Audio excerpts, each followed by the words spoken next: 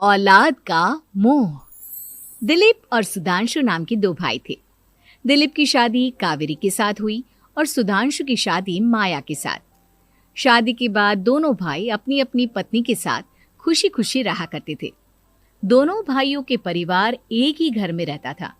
साथ में खाना, साथ में घूमना, कुल मिलाकर दोनों भाइयों का परिवार खुशहाल परिवार था। कुछ सालों के बाद दिलीप की पत्नी कावेरी को एक बेटा हुआ। भैया, आज मैं बहुत खुश हूँ। चाचा बन गया हूँ मैं। हाँ भाई साहब, इस बच्चे के घर में आने से तो रौनक आ गई है।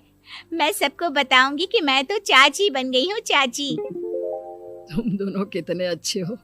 हमारे बच्चे के आने से ऐसे खुश हो रहे हो जैसे ये बच्चा तुम्हारा ही हो। बस भैया, अब आपका बेटा इस दुनिया में आ गया ना, हम भी कोशिश करेंगे कि हमारा भी बच्चा जल्दी से इस दुनिया में आ जाए।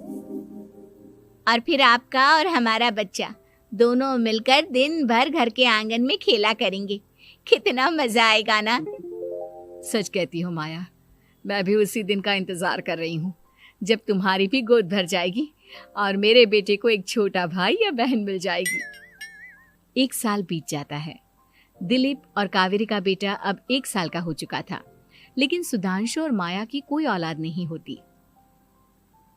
माया, लगता है कि हमारी जिंदगी में बच्चे का सुख ही नहीं है। ऐसा क्यों कहते हैं? दिलीप भाई साहब का बेटा भी तो हमारा ही बेटा है ना।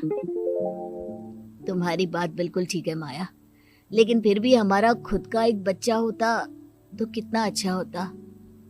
हाँ, कावेरी भाभी भी हमेशा कहती हैं उन्हें अपने बेटे के लिए एक छोटा भाई या बहन चाहिए। लेकिन देखिए ना, हमारी तो किस्मत ही कितनी खराब है। हमारे तो सारे ट्रीटमेंट भी फेल हो चुके हैं। डॉक्टर ने भी साफ साफ कह दिया है कि तुम कभी माँ नहीं बन सकती। वही तो सुधांशु, बहुत बुरी किस्मत है हमारी। लेकिन माया, हम अपनी किस्मत को इतना क्यों कोस रहे हैं? हम दिलीप भाई साहब के बेटे को अपने बेटे की तरह ही प्यार कर सकते हैं ना। हाँ जी, बिल्कुल सच कहा। मैं भी वैसा कर सकती हूँ। चाची हूँ, उसे छोटी माँ का प्यार नहीं दूंगी क्या? कुछ दिनों के बाद दिलीप का एक दोस्त दिलीप से मिलने के लिए आता है। अरे क्या बात है दिलीप, बधाई हो बधाई। और घर तो काफी बड़ा है तुम्हारा। वैसे तुमने अपने बेटे के बारे में क्या सोचा है? भैया, और क्या सोचेंगे, बस उसे पढ़ा लिखा कर अफसर बनाएंगे, उसकी पढ़ाई पर खर्च करेंगे। अरे भाभी, आपकी तो इतनी सारी प्रॉपर्टी है, आपको किस बात की चिंता? ले देकर एक बेटा ही तो है। अरे नहीं दोस्त, तुम गलत समझ रहे हो। इस घर में मैं और मेरा छोटा भाई दोनों रहते हैं। इस घर का आधा हिस्सा मेरे छोटे भाई का है। अच्छा, कितने बच्चे हैं तुम्हारे छोटे भाई के? भैया, उनके साथ ना कुछ प्रॉब्लम है। मेरी देवरानी कभी माँ नहीं बन सकती। अरे फिर किस बात की चिंता? अरे मैं तो कहता हूँ अपने बेटे के भविष्य के बारे में सोचिए ही मत। बस ये घर उसके नाम करवा दीजिए।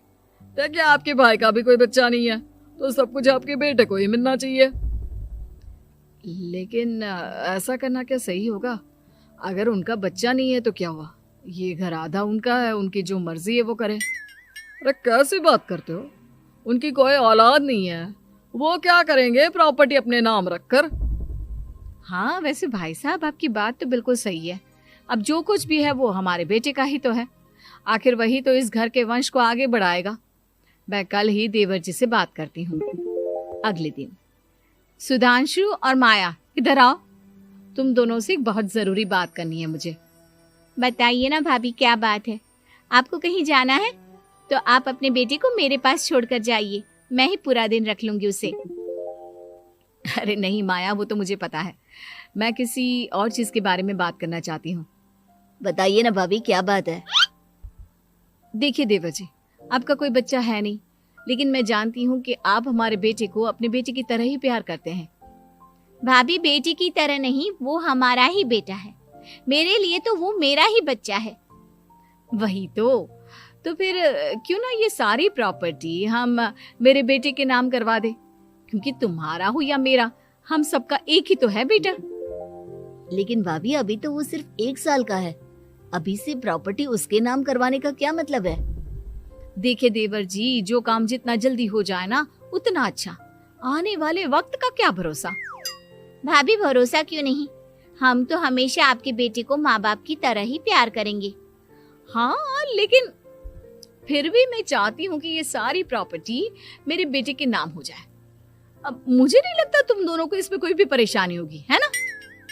भाभी वैसे तो आप जो कह रही हैं वो बहुत जल्दबाजी है, लेकिन फिर भी अगर आपको ऐसा लगता है तो ठीक है, कल ही प्रॉपर्टी के पेपर बनवा लीजिए, मैं और माया उस पर साइन कर देंगे।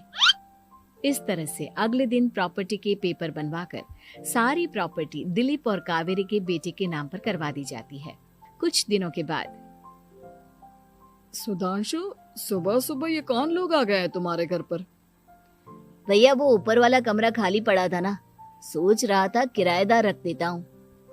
लेकिन किराएदार रखने से पहले आपने हमसे पूछा भी नहीं। भाभी इसमें आपसे पूछने वाली क्या बात थी, हमें एक ही कमरे की जरूरत थी, इसलिए सोचा दूसरा कमरा किराए पर दे देते हैं, कुछ इनकम हो जाएगी। अरे माया, ये सारी प्रॉपर्टी अब मेरे बेटे के नाम पर है और यहाँ पर जो कुछ भी होगा उसके लिए तुम्हें मेरी या दिलीप की परमिशन तो लेनी पड़ेगी ना। हाँ सुधांशु, तुम्हारी भाभी ठीक ही तो कह रही है।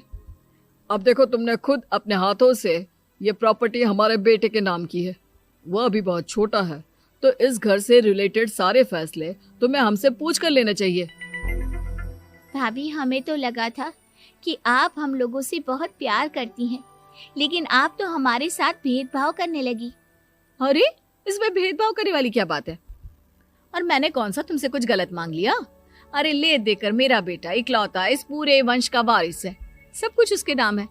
तुम्हें इस बात से जलन क्यों हो रही है?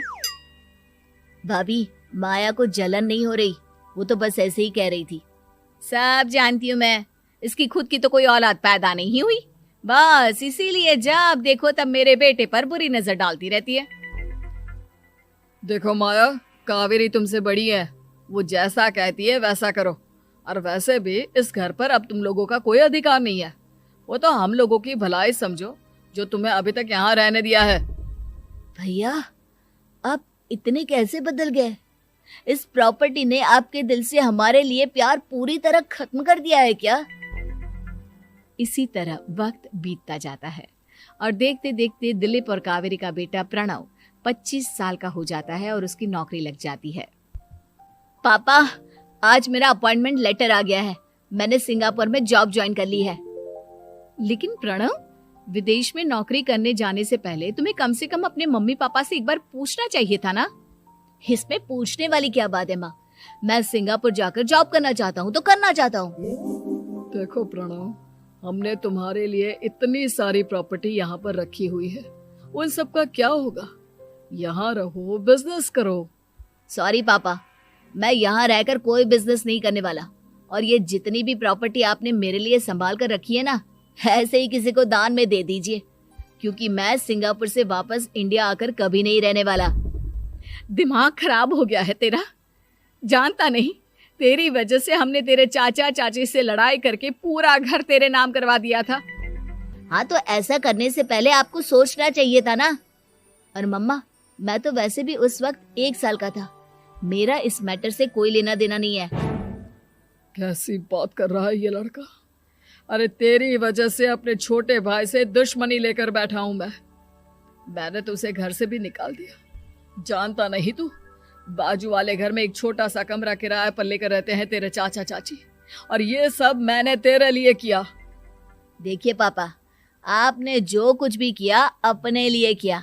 मैंने आपसे कब कहा था कि मुझे ये प्रॉपर्टी और घर चाहिए? और वैसे भी अपने भाई के साथ इस तरह का बिहेव करके आपने कोई अच्छा काम तो किया नहीं। तू सही कह रहा है बेटा, हमने तेरे चक्कर में अपने छोटे भाई जैसे देवर और बहन जैसी देवरानी को इस घर से निकाल दिया। बहुत बड़ी गलती हो गई मुझसे। ठीक है मॉम, तो अब आप अपनी गलती सुधारो, लेकिन मुझे तो फॉरेन जाना है, मैं वहीं जाऊंगा। अब आगे क्या करना है ये आपका डिसीजन है। और प्रणव सिंगापुर जॉब करने के लिए चला जाता है। कुछ दिनों के बाद जब दिलीप और कावेरी को अपनी गलती का एहसास होता है तो वो सुधांशु के घर पहुंचती है। सुधांशु, माया, हमें माफ कर दो, हमसे बहुत बड़ी गलती हो गई। क्या हुआ भाभी? आज इतने सालों के बाद अब हम गरीब लोगों के घर क्या करने आई हैं? भाभी, हमने तो खुशी खुशी अपने भतीजे को सब कुछ दे दिया, अब हमारे पास कुछ भी नहीं बचा है। भाई मुझसे बहुत बड़ी गलती हो गई, जो तेरे जैसे भाई को मैंने प्रॉपर्टी के चक्कर में घर से निकाला, और जिसके लिए मैंने ये सब कुछ किया वो खुद ही विदेश चला गया।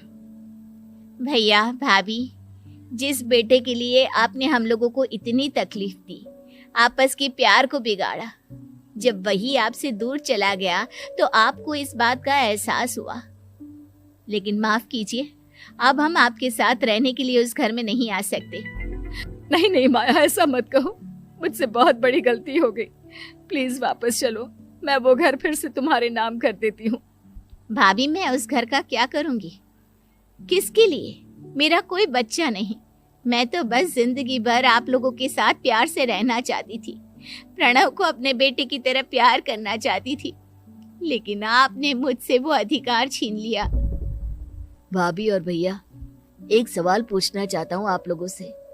जो बच्चा कुछ ही दिन पहले दुनिया में आया हो, जिस बच्चे के भविष्य का आपको पता ही ना हो, उसके लिए अपने पुराने रिश्तों को तोड़ देना, अपने सगे रिश्तेदारों से दुश्मनी मोल लेना, उनके साथ झगड़ा करना, उनकी बेइज्जती करना, क्या ये सही है? कम से कम हमें सही वक्त का इंतजार तो करना चाहिए ना। सिर्फ प्रॉपर्टी के लिए अपने सगे भाई को घर से निकाल दिया, वो भी अपने 1 साल के बेटे के लिए। क्या ये वाकई में सही था?